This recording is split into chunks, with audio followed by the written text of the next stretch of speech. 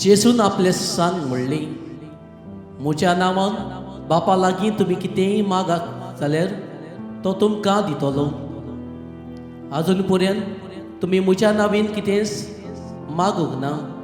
मागात आनी तुमकां मेळटलें, आनी असो तुमचो आनंद पूर्ण जातलो. हें सगळें हांवें तुमकां ओपारींनी सांगलां. पूण असलो वेळ पावत आयलो की हांव आनीक तुमचे कडेन ओपारींनी उलोवचो ना, पूण बापा विशीं उगडापी उलयतलो.